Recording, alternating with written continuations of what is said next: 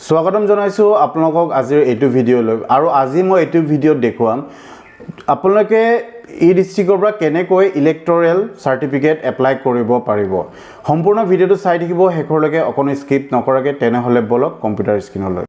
আপোনালোকে প্ৰথমত যিকোনো এটা ব্ৰাউজাৰ ওপেন কৰি ল'ব মই মজিলা ফায়াৰবক্সটোকে ওপেন কৰি লৈছো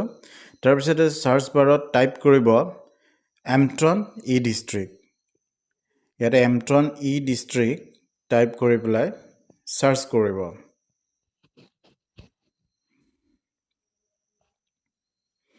সাৰ্চ কৰাৰ পিছত অলপ সময় ওয়েট কৰিব পেজটো লোডিং হোৱালৈকে তাৰপিছত দেখা পাইছে প্ৰথমত এমট্ৰন ই ডিস্ট্ৰিক্ট বুলি ওলাই আহিছে ইয়াতে ক্লিক কৰি দিব ক্লিক কৰাৰ পিছত এনেকুৱা এখন পেজ ওপেন হৈ আহিব তাৰপিছত ইয়াতে আপোনালোকে দেখা পাইছে প্ৰথমত ই গভৰ্ণমেণ্ট সাৰ্ভিসেছ এতে ক্লিক কৰি দিব ক্লিক কৰাৰ পিছত আপোনালোকৰ ইমেইল এড্ৰেছ আৰু ইউজাৰ নেম ইয়াতে দি দিব তাৰপিছত লগইনত আকৌ ক্লিক কৰি দিব মোৰ অলৰেডি দিয়া আছে তাৰপিছত ইয়াতে এনেকৈ পেজ ওপেন হ'ব ইয়াতে সিলেক্টত ক্লিক কৰি দিব তাৰপিছত স্ক্ৰল ডাউন কৰি চাব অলপ চাৰ্টিফাইড অফ ইলেক্টৰেল বুলি আছে অলপ তলত চাব এইটো দেখা পাইছে certified copy of electoral roll ইয়াতে ক্লিক কৰি দিব ক্লিক কৰাৰ পিছত এই গোট আকৌ ক্লিক কৰি দিব তাৰপিছত এনেকৈ পেজটো ওপেন হৈ আহিব তাৰপিছত দেখিছে অনলাইন বুলি ইয়াতে ক্লিক কৰিব তাৰপিছত আকৌ এনেকৈ পেজ ওপেন হৈ আহিব তাতে আকৌ সাবমিট অনলাইনত আকৌ ক্লিক কৰি দিব তাৰপিছত এনেকৈ পেজটো ওপেন হৈ আহিব তাৰপিছত আপোনালোকে ইয়াতে দেখা পাইছে গোটেই ফৰ্মখন এনেকৈ ফিল আপ কৰিব লাগিব য'ত য'ত ৰেড ষ্টাৰ মাৰ্ক আছে সেইখিনি মেণ্ডেটৰী হয় এইখিনি ফিল আপ কৰিবই লাগিব ইয়াতে ল্যাঙ্গুৱেজটো মই সিলেক্ট কৰি লৈছো তাৰপিছতে applicant name mobile number state district এইখিনি গোটেইখিনি সম্পূৰ্ণ ফিল আপ কৰিব লাগিব ৰেড ষ্টাৰ মাৰ্কটো আপোনাৰ মেণ্ডেটৰী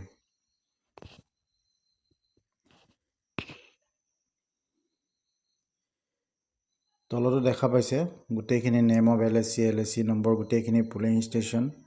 সম্পূৰ্ণ হিচাপে ফিল আপ কৰিব লাগিব এতিয়া ভোটাৰ লিষ্ট ৰিয়েল নম্বৰ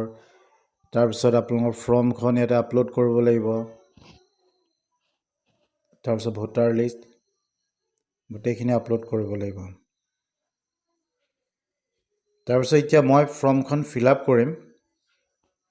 ইয়াত যি আছে এপ্লিকেন্ট নেমটো মই এতিয়া দি দিম যাৰ নামত এপ্লাই কৰিম তেখেতৰ নাম দি দিম তাৰপিছত মোবাইল নম্বৰটো দি দিও আৰু মোবাইল নম্বৰটো আপোনালোকে যোনটো নাম্বাৰ দিব সেই নাম্বাৰটোত এই এপ্লিকেশ্যন যেতিয়া এপ্ৰুভ হ'ব সেই নাম্বাৰটোত SMS আহিব তাৰপিছত ষ্টেটটো বাই ডিফল্ট আসাম থাকে ডিস্ট্ৰিক্টটো সিলেক্ট কৰি ল'ব সাব ডিভিজনো তেনেকৈ সিলেক্ট কৰিব আপোনালোকৰ কি হয় তাৰপিছত সাৰ্কেল অফিচ আছে অফিচ নেম আছে আপোনালোকে এখিনি ধুনীয়াকৈ শুদ্ধকৈ দি দিব তাৰপিছত হাউস নাম্বাৰটো দিলে হ'ব নিদিলে হ'ব তাৰপিছত ভিলেজ টাউন এখিনি দিব লাগিব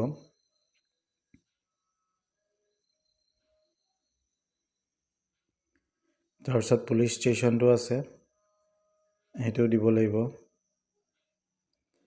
তাৰপিছত পোষ্ট অফিসটো তেনেকৈ সিলেক্ট কৰি দিব তাৰপিছত পিন কোডটো অটোমেটিক আহি যাব তাৰপিছত এইখিনিত নেম অফ এলএসি বিধানসভাৰ নাম আপোনালোকৰ কোনটো হয় এইটো দি দিব মই এটা দি দিছো এপ্লিকেন্টৰ তাৰপিছত এলএসি নম্বৰটো বিধানসভা নং এটো দি দিব তাৰপিছত নেম অফ পুলিং ষ্টেচন এটো আপোনালোকৰ কি হয় এটো দি দিব যোনটো পুলিং ষ্টেচন হয় পুলিং ষ্টেচন নামটো দি দিব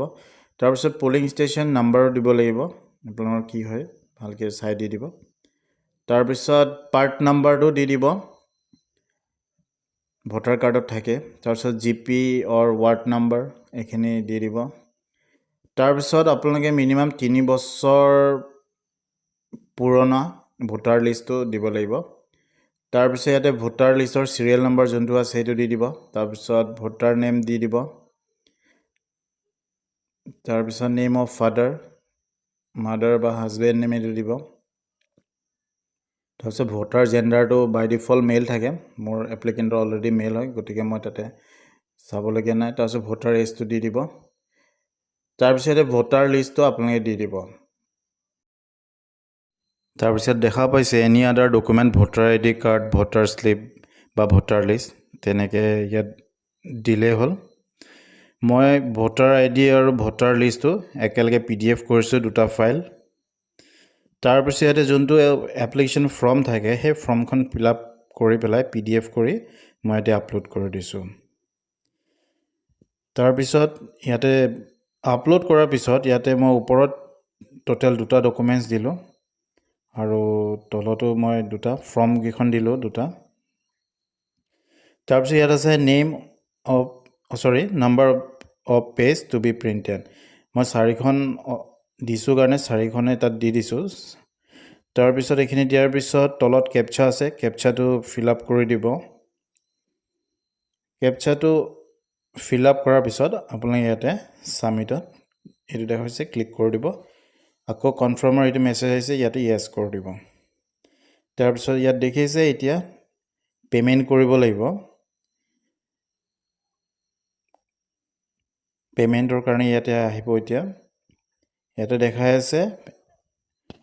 10 টকা 10.68 তাৰপিছত আপোনাৰ CSC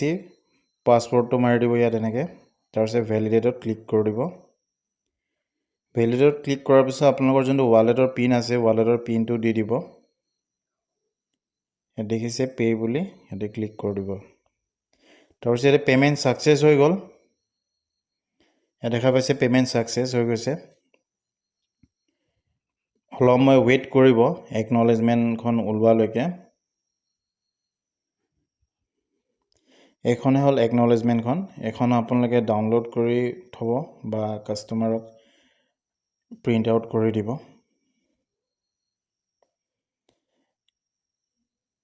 এইখন আপোনাৰ ৱেইটিং পিৰিয়ড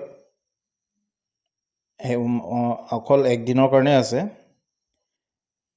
এতিয়া কেতিয়াবা 2 দিন 3 দিন কেতিয়াবা এসপ্তাহ লাগে তেনেকৈ প্ৰিণ্ট কৰি দিব কাষ্টমাৰ ভিডিঅ'টো ইমানখিনিলৈকে আছিলে ধন্যবাদ ভিডিঅ'টো শেষৰলৈকে চোৱাৰ বাবে আশা কৰোঁ নেক্সট ভিডিঅ'ত আকৌ লগ পাম